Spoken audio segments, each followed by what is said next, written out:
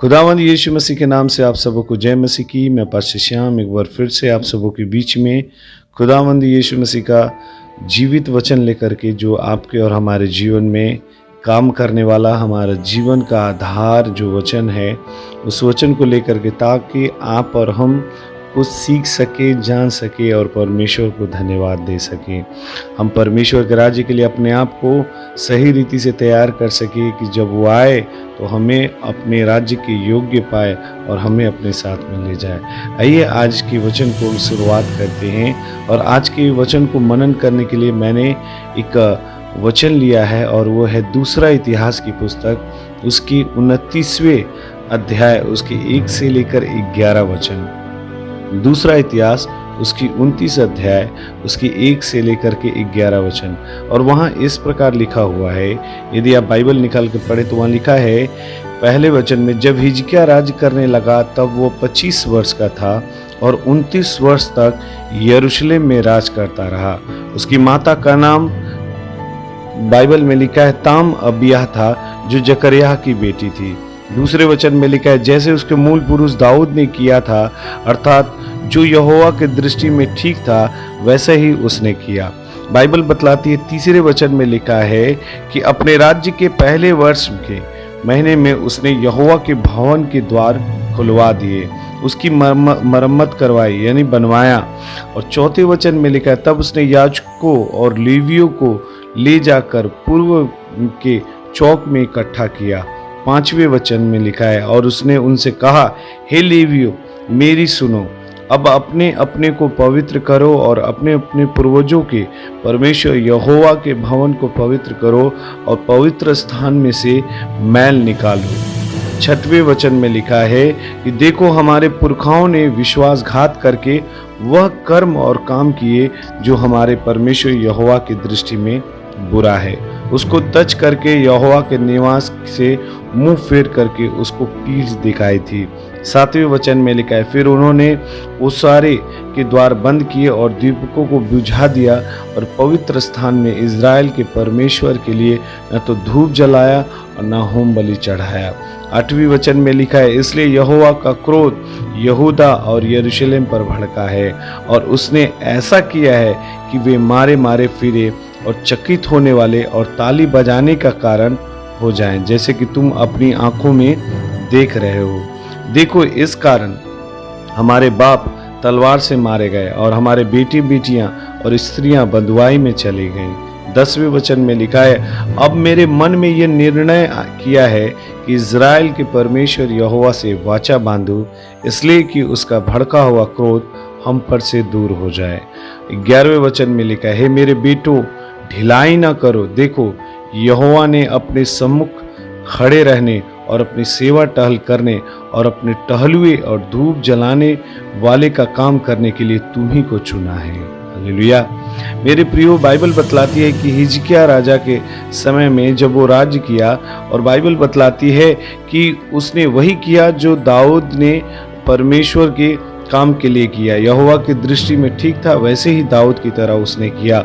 और बाइबल में लिखा है, उसने अपने लोगों को बुलाया और कहा कि परमेश्वर के भवन को, द्वार को खोला जाए, कई सालों से बंद था, उसको खोल करके उसकी मरम्मत कराई जाए। और उसने लेवियों को इकट्ठा किया, और बाइबल में लिखा है कि उनको कहता है कि अपने अपने को पवित्र करो और अपने पूर्वजों के परमेश्वर यहोवा के भवन को पवित्र करो और अपने पवित्र स्थान में से मैल निकालो। यानी कई बार हम मसीह जीवन में जीते जीते अपने आप को पवित्र और धर्मी समझते हैं, लेकिन कुछ मैले अंदर रह जाते हैं। हिजकिय्याह राजा भी लेवियों को बोल रहा है, उन मैलों को निकालो, और कहता है कि हमारे पुरखाओं ने जो विश्वासघात किया, हमारे पुरखाओं ने जो विभिन्न प्रकार के पाप किए परमेश्वर यहोवा के विरुद्ध में, वो बुरा था, और उनको छोड़ करके उनको पीठ दिखाई यहोवा को, यानी उनको छोड़ करके देवी देवताओं को, यानी संसार की उस समय की चीज़ों को वो पूजने लगे। और बाइबल में लिखा है कि लेवियों ने क्या किया, उस द्वार को बंद किया, दीप को बुझा दिया दुख के कारण। और बाइबल में लिखा है, पवित्र स्थान में इज़राइल के परमेश्वर के लिए न धूप जलाया और न होम बलि चढ़ाई। बाइबल में लिखा है 8वें वचन में कि क्यों परमेश्वर का क्रोध यहूदा और यरूशलेम पर भड़का, क्योंकि उसने ऐसा किया कि वे मारे मारे फिरे। क्यों? क्योंकि उन्होंने कुछ ऐसा पाप किया था, उन्होंने अपने मैल को दूर नहीं किया था, उन्होंने विभिन्न प्रकार के बातों को किया था जो परमेश्वर को पसंद नहीं। प्रभु को छोड़ करके विभिन्न प्रकार की सांसारिक बातों के पीछे, मूर्ति पूजाओं के पीछे, सांसारिक चीज़ों के पीछे भागने लगे थे। मेरे प्रियो, बाइबल में लिखा है कि परमेश्वर बोलता है कि मैं उन्हें मारे मारे यानी यहाँ वहाँ फिराऊंगा और उनको ठट्ठों में उड़वाऊंगा, जैसे कि उन्होंने अपनी आंखों से अभी देख भी रहे हैं। 9वें वचन में लिखा है, इस कारण हमारे बाप तलवार से मारे गए, हमारे बेटी बेटियां स्त्री बंधुआई में चले गए। आज बहुत सारे लोग, उनके परिवार के प्रियजन मर रहे हैं और उनके परिवार के लोग बंधुआई में चले गए, यानी डॉक्टर पर डिपेंड हो गए हैं, वेंटिलेटर पर डिपेंड हो गए हैं, ऑक्सीजन पर डिपेंड हो गए हैं, यानी वो बंधुआई में हैं, उसकी गुलाम में हैं। वो आज़ाद नहीं है, वो हर चीज़ों की गुलाम में हो गए हैं। वो ऑक्सीजन, डॉक्टर, टैबलेट, इन सारे चीज़ों पर हमें खाना है, हमें ऑक्सीजन लेना है, लेकिन हमारे पूर्वजों ने जो पाप किया है उसी का कारण, जो हमने पाप किया है, जो हमारे सास ससुर, बाप माँ बाप या हम कर रहे हैं, हमारे पीढ़ी दर पीढ़ी वो पाप बनी रहेगी। और इसी कारण हमारे जीवन में तब तकलीफ आता है। हम बोलते हैं हमने क्या पाप कर दिया है, लेकिन जब हम पाप करते हैं तो उन चीज़ों को हम याद नहीं रखते हैं और पाप करते चले जाते हैं, और उसी का फल परमेश्वर बाद में हमें बंधुआई में ले जाता है, हमें मारे मारे फिराता है, ठट्ठों में हमारी उड़ाई जाती है, लोग हमारी मजाक उड़ाते हैं कि इनका क्या हो गया। 10वें वचन में लिखा है, लिखता है हिजकिय्याह राजा, मेरे मन में मैंने यह निर्णय किया कि इज़राइल के परमेश्वर की यहोवा से वाचा बांधूं, इसलिए कि उसका भड़का हुआ क्रोध हम पर से दूर हो जाए। एक वाचा बांधना है, एक निर्णय लेना है कि हमारे जीवन में जो परमेश्वर का क्रोध है वो उस वाचा के द्वारा, उस निर्णय के द्वारा कि अब से हम उन सारे पापों को, उन गलतियों को ना करें जिससे परमेश्वर यहोवा को दुख होता है और जिस कारण उसका क्रोध हमारे जीवन, हमारे परिवार में, हमारे आने वाली पीढ़ी पर पड़ता है।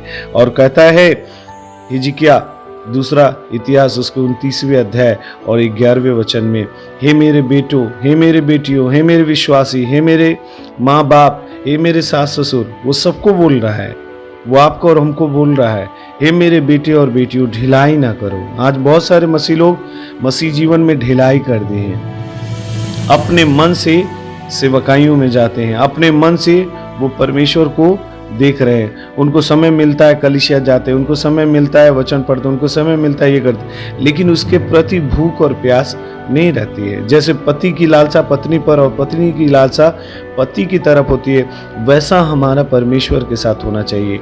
हिजकिय्याह राजा बोला, ढिलाई ना करो, देखो यहोवा ने अपने सम्मुख खड़े रहने और अपनी सेवा टहल करने और अपने टहलुए और धूप जलाने का काम करने के लिए आप ही को चुना है। वहां लिखा है तुम ही को चुना है, आपको चुना है। क्यों?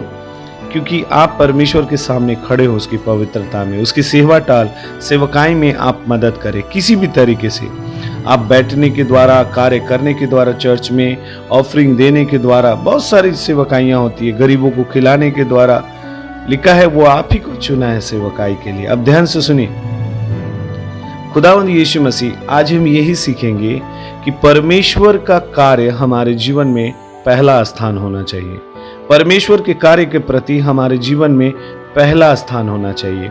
मत्ती उसकी 6 अध्याय उसके 33वें वचन में इस प्रकार लिखा है, यदि आप पढ़ेंगे तो वहां लिखा है कि इसलिए पहले तुम परमेश्वर के राज्य और उसके धार्मिकता को खोज करो, तब ये सब चीजें तुम्हें अपने आप मिल जाएंगी। यानी प्रभु यीशु मसीह बोला, इसलिए पहले तुम परमेश्वर के राज्य और सही जीवन को चाहो। धार्मिकता को मतलब सत्यता को। मैं धर्म का मतलब एक चीज बताते हैं, धर्म का मतलब होता है सत्य, और सत्य को हम जानते हैं, बाइबल में लिखा है सत्य हमें आजाद करता है। यानी उस सच्चाई को जान करके हमको वैसा जीवन जीना है, मसीह की तरह जीवन जीना है, उसकी तरह जीवन शैली होना है।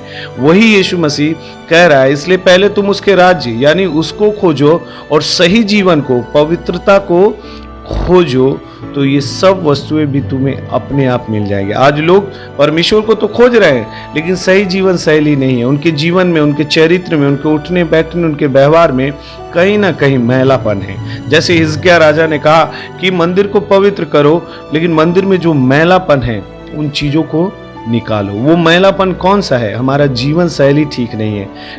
बहुत सारी बातों में हम अच्छे हैं, बहुत सारी बातों में हमारे जीवन में कमियां हैं। इसलिए मेरे प्रियो, यीशु मसीह बोलता है तुम्हारा स्वभाव लोभ रहित ना हो, तुम्हारा स्वभाव मसीह की तरह हो। फिलिपियों में लिखा है हमारा स्वभाव मसीह की तरह हो। तो मसीह ने हर काम परमेश्वर को पहला स्थान दे करके किया। उसने कहा, यूहन्ना उसकी 4वीं अध्याय पढ़ेंगे, वहां लिखा है, उसने कहा पिता का काम करना ही मेरा भोजन है। जब उसके चेलों ने उसको भोजन दिया, मेरे प्रियो, आज हम मसीहों के जीवन में पहला स्थान हमारा परिवार, हमारा ऑफिस, हमारा सोसाइटी, हमारा नाम, हमारा काम, ये पहला स्थान ले लिया है। हम कैसे आगे बढ़ेंगे, संसार की वस्तुओं को कैसे हासिल करेंगे। लेकिन आज परमेश्वर बोल रहा है इन संसार की वस्तुओं को हासिल करके कोई लाभ नहीं है जब तेरा जीवन ही ना बचे।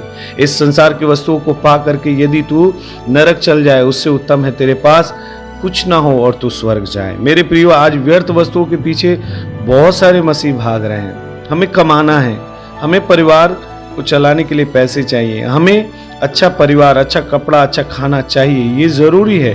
लेकिन इन चीजों को आशीष दिया है परमेश्वर आपके जीवन में, लेकिन इन चीजों को पाकर हम परमेश्वर को भूल गए हैं। तो ऐसी चीजें हमारे जीवन में नहीं होती तो अच्छी थी, क्योंकि हमारे जीवन में ये सारी चीजें आकर के परमेश्वर का स्थान ले लिया है। हम इन चीजों के पीछे भागने लगे हैं, जो हमें नाश कर देगा, एक दिन ले जा करके नरक ले करके जाएगा। अब जो परमेश्वर से हमें दूर करता है, लेकिन जब हमारे पास कुछ नहीं रहता है, हम परमेश्वर को धन्यवाद देते हैं। देखिए, एक व्यक्ति के जीवन में जब परमेश्वर काम करता है शुरू तो वो प्रभु को बहुत धन्यवाद देता है, कलीसिया में टाइम से जाता है, सभाओं को अपने घरों में रखता है, चर्च करवाता है, बहुत वो चाहता है कि ये चीजें हमारे जीवन में आ जाए। लेकिन जब उसके जीवन में बदलाव आने लगता है, आशीषित होने लगता है, तो वही क्या करता है, वो समझौता करने लगता है, वो संसार की चीजों को महत्व ज्यादा देने लगता है। ध्यान से सुनिए, बाइबल में साफ रीति से लिखा है, पहले तुम उसके राज्य और धर्म की खोज करो। धर्म मतलब अच्छी जीवन शैली, पवित्र जीवन शैली की खोज करो, अच्छा कैरेक्टर बनाओ और उसके लायक बनो, तो खुदावंद यीशु मसीह आपको और हमको आशीषित करेगा। एक बार की बात है, एक क्या होता है, एक प्रभु का दास, वो क्या किया, वो एक बार सेवकाई के लिए एक स्थान पर जा रहा था और उसको जाने के लिए उस क्षेत्र में उसको एक नदी से पार होना था। और नदी से पार होने के लिए उसको क्या था, एक नाव की सहारा लेना था कि उस पर बैठ करके उस पार जाए और उस गांव में जाकर के सेवकाई करे। नाविकों के बीच में वो सुसमाचार प्रचारक मसीह की सेवा करने के लिए बैठा था और जा रहा था। एक प्रार्थना सभा के अंत में एक जवान जो उसी नाव चलाने वाले के बीच में से वो भी नाव चलाता था, उस सभा के बीच में से एक जवान, वो नाविक, उसके पास अपने हाथ में एक खाली कागज का टुकड़ा लेकर के आया। और इस भाई का हृदय परिवर्तन कुछ दिनों पहले ही हुआ था। वो क्या कि वो भी नाव चलाता था उन नदियों में, उन सभाओं में एक भाई आया और वो क्या किया, अपने हाथ में एक खाली कागज का टुकड़ा लाया और कुछ दिन पहले ही वो यीशु मसीह में विश्वास किया। उसने इस कागज में क्या किया, उस प्रचारक के पास दिया और कहा कि प्रिय भाई, प्रिय प्रभु के दास श्रीमान जी, क्या आप इस कागज पर कुछ शब्दों को लिख सकते हो? क्या आप इस खाली कागज पर कुछ लिख सकते हो? उस भाई ने प्रभु के दास से पूछा। मुझे विश्वास है कि आप मुझसे अधिक साफ लिख सकते हैं। वो भाई ने कहा, मुझे विश्वास है कि आप बहुत साफ सुथरा लिख सकते हैं, आप इस पर कुछ लिखिए ताकि मैं आपके पास लेकर के आऊं। उस प्रभु के दास ने उससे पूछा कि उसको इसमें क्या लिखना है। उस प्रभु के दास ने उस भाई से पूछा, मैं इसमें क्या लिखूं? उसने उत्तर दिया कि आप इन शब्दों को लिख दीजिए। वो भाई बोलता है, मैं जो बोलने जा रहा हूं उन शब्दों को आप साफ साफ लिख दीजिए, क्योंकि मैं उतना पढ़ा लिखा भी नहीं हूं, मैं ठीक से राइटिंग से नहीं लिख सकता, आप थोड़ा अच्छे से लिख दीजिए। मैं कुछ बोलूं, आप उसको लिख दीजिए। जैसे कई लोग पढ़े लिखे नहीं है, तो जो पढ़े लिखे हैं उनके पास जा करके पहले पत्रों को लिखवाते थे, लेटर लिखवाते थे। कई लोग पढ़े लिखे रहते हुए भी हमने देखा है, बैंक में या कहीं जाने पर उन लोग फॉर्म भी नहीं भर पाते। वो किसी से बोलते हैं थोड़ा फॉर्म भर दीजिए, उनको नहीं मालूम है वो सारी चीज़ों को नहीं जानते, तो वो क्या करते हैं, किसी से भरवाते हैं। ये भाई भी कागज लेकर के आया, खाली कागज, और उस प्रचारक को बोलने लगा कि आज भी इसमें कुछ लिखिए, मैं जो बोलूँगा उसमें साफ साफ लिखिए था, अच्छी राइटिंग में, ताकि मैं पढ़ सकूं। और वो क्या लिखवाया, ध्यान से सुनिए। मैं यीशु से प्रेम रखता हूं, क्या आप उससे प्रेम रखते हो?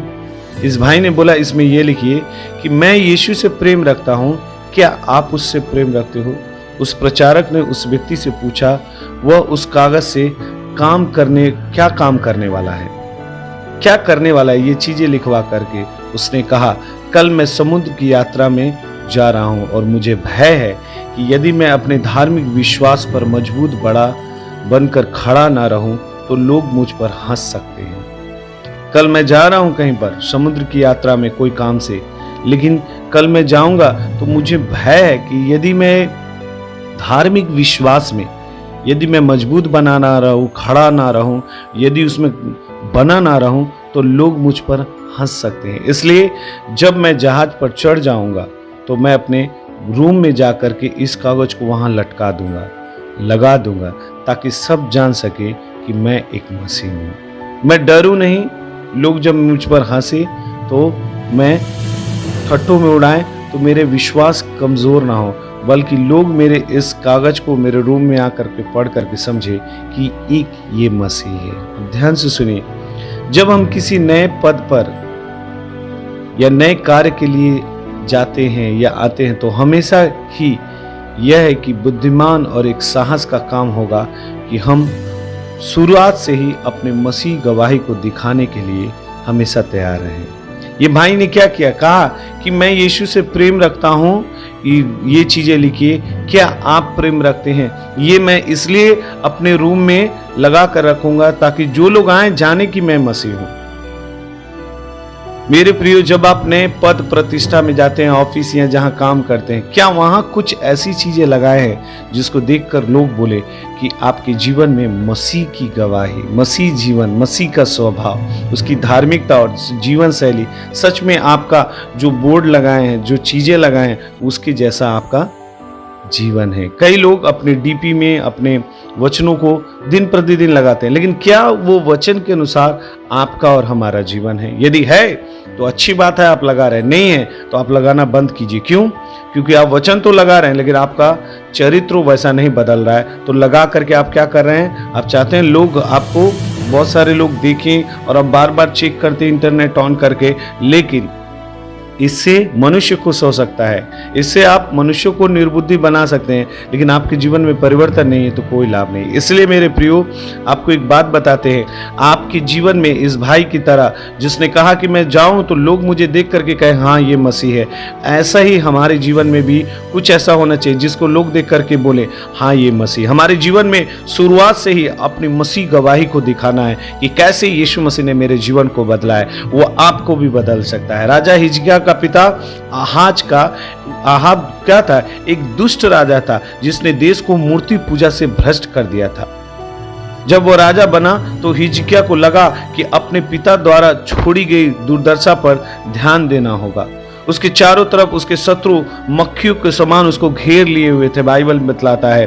और तब उसका सांसारिक ज्ञान उसको ऐसा बता सकता था, आज इन शत्रुओं को ध्यान दो, कल मंदिर पर देना।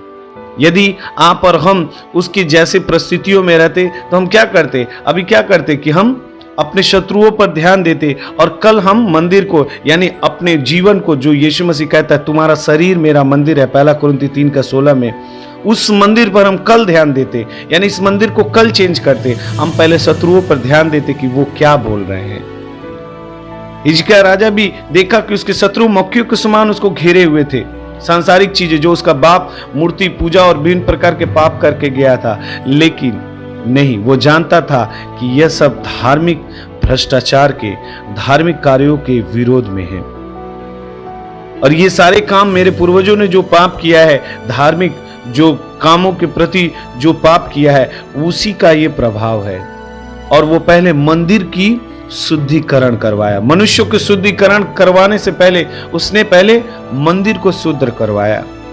हमारे बोल चाल शुद्ध होने से पहले हमारा आंतरिक चीज शुद्ध होना जरूरी है। बाहरी आवरण बदलने से पहले हमारा आंतरिक परिवर्तन बहुत जरूरी है। मेरे प्रियो, हिजकिय्याह राजा ने मनुष्यों को बोला कि तुम लोग अपने आप को शुद्ध करो, लेकिन उससे पहले बोला कि तुम मंदिर को शुद्ध करो। वो जानता था कि पहले देश की नैतिकता और धार्मिकता पर ध्यान देने के बजाय उस देश के भविष्य को सुधारने का काम असंभव है। लेकिन जब लोग अंदर से बदल जाएंगे तो वो बाहरी आवरण में भी उन सारी चीजों को कार्य कर करके वो प्रभु को महिमा देंगे।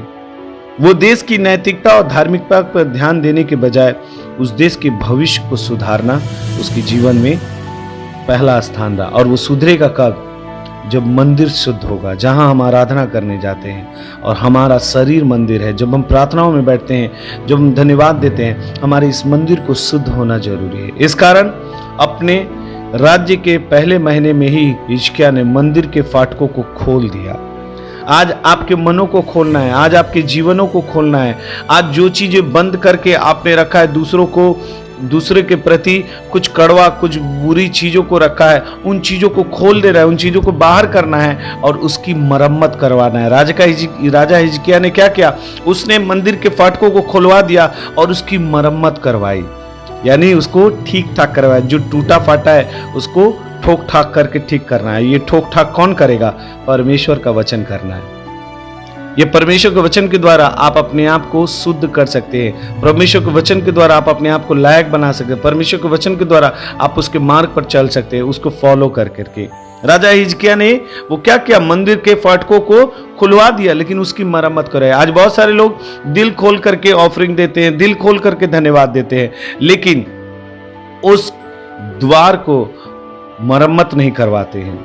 यानी उसके अंदर बाहरी दिखावा होता है, सब कुछ चढ़ाते हैं, लेकिन मरम्मत यानी आंतरिक शुद्धिकरण उस पर काम नहीं करते हैं कि ये चीजें मेरे जीवन भर बना रहे, कि मैं उत्तम जीवन जीकर प्रभु को धन्यवाद दूं। उसने लेवियों से कहा, राजा हिजकिय्याह ने, कि अब अपने आप को पवित्र करो और अपने पूर्वजों के परमेश्वर यहोवा के भवन को पवित्र करो। प्रिय मित्रों, कुछ ऐसे काम हैं जिन्हें हम व्यक्तिगत और सामूहिक जीवन दोनों में तुरंत पूरा कर सकते हैं। व्यक्तिगत और सामूहिक यानी कलीसिया में भी और हमारे व्यक्तिगत जीवन में भी हम तुरंत कर सकते हैं। धीरे धीरे करके हम बुरी आदतों को छोड़ना बहुत ही हमारे जीवन में क्या होता है? मुश्किल होता है, असहाय होता है, लेकिन बाइबल में लिखा है उसको मरम्मत करना, उन बुरी चीजों को निकालना, उन मैलों को निकालना है, तब परमेश्वर उस मंदिर में आके बसेगा।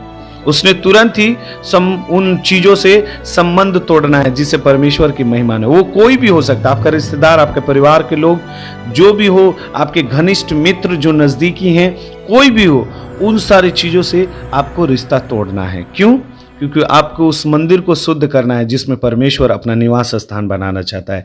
जिस प्रकार मेरे प्रियो हमारे जीवन में मरम्मत की जरूरत है। हम खोल तो दे रहे हैं, हम कर तो रहे हैं, हम कलीसिया जा तो रहे हैं, लेकिन उसमें मरम्मत नहीं कर रहे हैं। उस किवाड़ों को, उस मंदिर के चीजों को जो टूट फूट चुका है, उसको मरम्मत करेंगे तो फिर से तैयार होगा और वो परमेश्वर का पवित्र भवन होगा जिसमें परमेश्वर वास करेगा।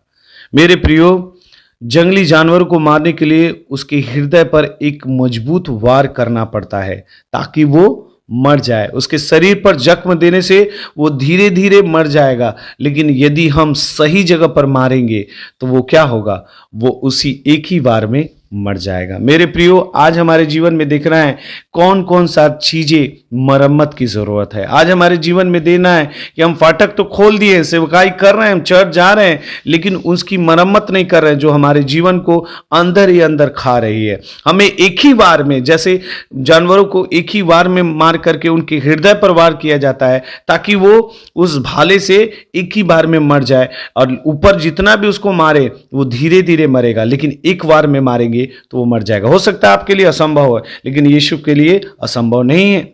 जो मनुष्य के लिए असंभव है वो यीशु के लिए संभव है। इसलिए उस यीशु को अपने जीवन में आने दीजिए, मरम्मत कीजिए, उन कामों को ठीक कीजिए जिन कामों से परमेश्वर की महिमा नहीं होता है। कुछ चीज़ें हमारे जीवन में हैं, गलत हैं, उन चीज़ों को हम निकालने की कोशिश करें, कुछ संबंधों को तोड़ने की कोशिश करें। किन्हीं जगहों पर जहाँ पर परमेश्वर की महिमा नहीं होता है वहाँ जाने से अपने आप को कतराएं, जाएं ही ना, क्योंकि वहाँ जाने से परमेश्वर को महिमा नहीं मिलेगी। इसलिए मेरे प्रियो, आइए खुदावंद यीशु मसीह की हुजूरी में हम परमेश्वर को धन्यवाद करें कि परमेश्वर हमारे जीवन में हम धीरे धीरे इन चीज़ों को तो निकालेंगे, लेकिन हम चाहते हैं प्रभु हम एक ही बार में मार करके उसको निकालें। और ये काम तू कर सकता है, हम मनुष्य नहीं कर सकते, हम धीरे धीरे करेंगे। लेकिन जब तू हमारे जीवन में आएगा, जब हम अपने व्यवहार को, आचरण को धीरे धीरे बदलेंगे, मरम्मत करेंगे, उन पर काम करेंगे, तो परमेश्वर हमारे जीवन में कहेगा तू अपनी जीवन शैली को ठीक कर रहा है, मेरी धार्मिकता को खोज रहा है, तो सब वस्तुएं मिलेंगी। हालेलुया। मेरे प्रिय, आइए हम प्रार्थना करें और सीखें कि परमेश्वर के कार्य, परमेश्वर का राज्य, परमेश्वर को पहला स्थान दे। नहीं तो आपके जीवन में बीमारी आएंगी, समस्या आएंगी, तब उस बीमारियों पर जय पाने के लिए कोई कुछ नहीं करेगा। लेकिन जब आपका रखवाला और आपके अंदर यीशु मसीह होगा तो वो आपको जय देगा। आइए हम प्रार्थना करें। प्रिय प्रभु यीशु मसीह, आज मुझे ये सिखाने के लिए धन्यवाद कि आपकी सेवा करने के लिए, समर्पित होने के लिए मेरे नए पद का पहला दिन ही सबसे अच्छा समय है। यानी परमेश्वर खुदावंद यीशु मसीह, हम जब जहाँ से शुरुआत किए, भले हमने जीवन में पाप किया है, आज मैं निर्णय लेता हूँ कि मैं अपने जीवन में आज से एक अच्छा समय और उन चीज़ों पर मरम्मत करूँगा जो मेरे जीवन में परमेश्वर मेरे आशीषों को रोक कर रखा है। वो जलन हो सकता है, ईर्ष्या हो सकता है, कोई भी चीज़ें हो सकती है प्रभु, हमें किसी चीज़ के पाने की हो सकता है, उसकी वजह से मैं अपनी आत्मिकता में आगे नहीं बढ़ पा रहा हूँ। उन चीज़ों को हमने छोड़ना है, संबंध तोड़ना है। मैं हिजकिय्याह राजा के समान अपनी मसीही चाल चलन पर ध्यान दूंगा ताकि संसार मेरे द्वारा आपको जान सके। यीशु मसीह, प्रभु यीशु मसीह, आज मेरी प्रार्थना है यीशु मसीह, हर एक विश्वासी पहला तेरे राज्य को खोज करे, तुझको खोज करे। आज लोगों का टाइम है कि परमेश्वर वो ऑफिस जाए, जल्दी जाए, वो टाइम पर पहुंचे और खुदावंद उसका बॉस उससे नाखुश ना हो, लेकिन खुदावंद यीशु मसीह तुझको दूर कर देता है। लेकिन आज हमें ज़रूरत है, पहला स्थान तुझे देंगे तो 24 आवर्स सुरक्षा तू देगा। पहला स्थान तुझे देंगे, हमारे कमाई में, हमारे रोजगार में बरकत देगा। पहला स्थान तुझे देंगे तो हमारे घर से रोग दूर करेगा। पहला स्थान तुझे देंगे यीशु मसीह, तो खुदावंद यीशु मसीह हमारे परिवार में परमेश्वर सुख शांति देगा। पहला स्थान तुझे देंगे तो हमारे बाल बच्चे आज्ञाकारी होंगे। पहला स्थान तुझे देंगे, तेरे कार्यों को देंगे यीशु मसीह, तो तू हमें आशीषित करेगा। आज लोगों को कलीसिया में बुलाने से आकर गवाहियाँ दीजिए, या कलीसिया में प्रत्येक सप्ताह ये तो नहीं, धूप है, दूर है, ये है, आपको परमेश्वर स्वर्ग कैसे ले जाएगा? अगर यही चीजें यीशु मसीह सोचता तो खुदावंद यीशु मसीह, तू इस पृथ्वी पर नहीं आता, तू भी बोलता इतने दूर मैं क्यों आऊं, क्यों मनुष्यों के पाप के लिए लहू बहाऊं। आज लोगों के पास बहाना है, ये है, वो है, धूप है, यहाँ वहाँ जा सकते हैं, लेकिन कलीसिया में आने के लिए उनके पास समय नहीं है। ऑफिस करने के लिए वो जा सकते हैं कई किलोमीटर दूर, धक्का मुक्का खाते हुए उस बस या सफ़र कर रहे हैं ट्रेनों में, लेकिन खुदावंद यीशु मसीह के भवन में सच्ची सेवकाई में आने के लिए उनके पास समय नहीं है। प्रभु, मेरी प्रार्थना है ऐसे मसीह लोग मुंह से तो तेरा आदर करते हैं लेकिन मन इनका दूर है। इनका पहला स्थान तेरे राज्य होने चाहिए। सही कलीसिया में भले वो दूर हो, हम हर एक सप्ताह जाने की कोशिश करें, हम सीखे समझे ताकि अपने आप को तैयार कर पाए। आज लोग ऐसी कलीसियाओं में जा रहे हैं जहां सोचते हैं बस जाकर अटेंडेंस देना है, रविवार तेरा दिन है यीशु मसीह, और वो जाकर के सिर्फ धन्यवाद दे रहे हैं। नहीं, हमें कुछ सीखना भी है आत्मिक रीति से। हम प्रार्थना करते हैं आने वाले दिनों में प्रभु दूर दूर से जब लोग आए, प्रभु हमारे पास परमेश्वर होने दे, खुदावंद यीशु मसीह सेवकाई के लिए, कुछ करने के लिए, प्रभु उनके जीवन में ये धूप, बारिश और परमेश्वर दूरियां उनको नजर ना आए, बल्कि खुदावंद यीशु मसीह अपने जीवन को यीशु मसीह पहला स्थान तेरे काम के लिए दे। यीशु मसीह उनके जीवन में पहला स्थान तेरा हो यीशु मसीह। हम प्रार्थना करते हैं यीशु मसीह, आज उनके जीवन को मरम्मत कर। आज बहुत सारे लोग बीमार हैं, आप उन्हें छुइए, चंगाई दीजिए, ऑक्सीजन लेवल यीशु मसीह तेरे नाम से बढ़ने पाए। बहुतों का, बहुत लोग परमेश्वर अंदर से कमजोर है यीशु मसीह, बहुत लोगों का कफ जम गया है यीशु मसीह, तेरे नाम से मांगते उनके कफ दूर हो जाए। कई लोग बुखार से पीड़ित हैं, कई लोग विभिन्न प्रकार की समस्याओं से पीड़ित हैं इस कोरोना के समय में, लेकिन खुदावंद यीशु मसीह तू अपने धर्मी लोगों को सड़ने नहीं देगा, गलने नहीं देगा, बर्बाद होने नहीं देगा, परंतु उन धर्मियों को गिरे हुए जो हैं आज उन्हें तो खड़ा करेगा। फिर से वो तेरे राज्य के लिए अब द्वार को खोलेंगे, फिर से अपने आप को मरम्मत करेंगे और तेरी महिमा करेंगे। धन्यवाद करते हैं प्रभु आज के सारी आशीषों के लिए प्रभु। जो ये वचन सुन रहे हैं उनके जीवन में कार्य होने पाए, मरम्मत करने पाए और अपने जीवन के द्वारा, अपनी कमाई के द्वारा, अपनी सेवकाई के द्वारा, अपने कार्यों के द्वारा प्रभु आपको धन्यवाद देने पाए। धन्यवाद करते हैं, सारी बातों में आपको आदर महिमा देते हैं। यीशु मसीह के नाम से मांगते हैं, सुन और ग्रहण कर, आमीन। प्रभु यीशु मसीह आप सबों को आशीष करे। सब